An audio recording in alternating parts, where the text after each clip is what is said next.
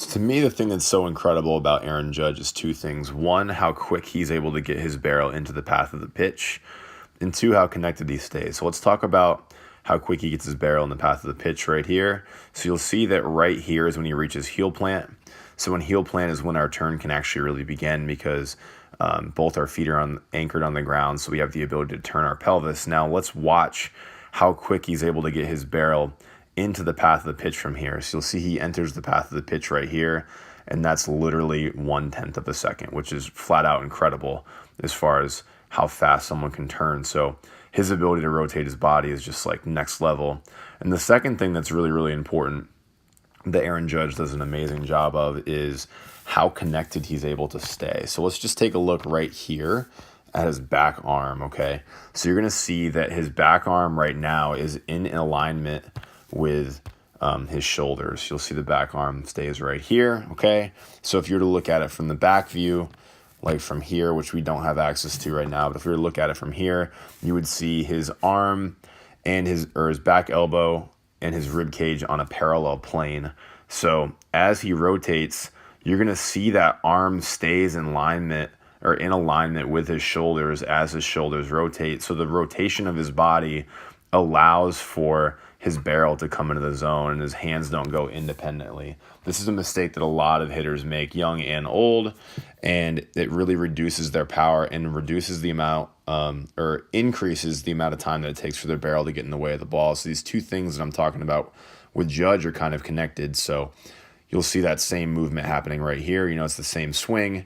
Now, this side view that we're going to see in just a second is really going to be the way that we can tell how connected he is. So as he turns, you'll see he's at half turn right here, or almost at half turn, and you'll see that his back elbow and his rib cage are still in alignment right here. So that tells us that his turn grabbed his barrel and his hands didn't go independently, and you can see how long that arm and rib cage are in alignment, which really allows for him to have maximal force on the ball, just because he is connected. So he can use all of that 278 pounds or whatever he weighs now to deliver into the pitch and just absolutely hammer balls over the fence, which is also why he's able to nose stride so successfully. So guys that nose stride, they kind of have to be able to generate enough force to be able to consistently hit the ball over the fence, at least at the major league level.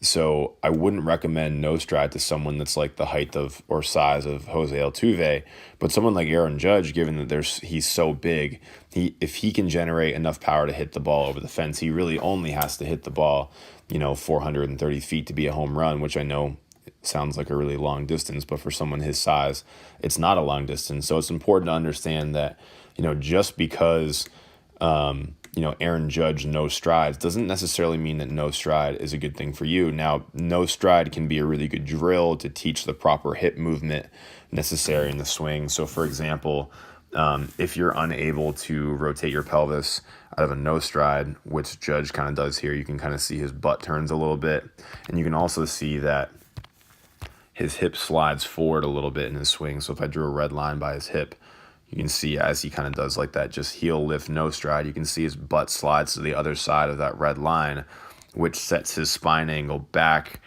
enough where he can rotate up through the ball, which gives him the launch angles that he needs in order to be successful at the big league level. So if you can do this out of a no stride, then it's a really good indicator that you're able to do it out of a stride. But is that something that you want to do in a game setting if you're a undersized player? Probably not, because he's not able to get the momentum that some other hitters would be able to get during their stride phase, which would allow for them to exert more force in the ball, because not younger players, but undersized players, they need that.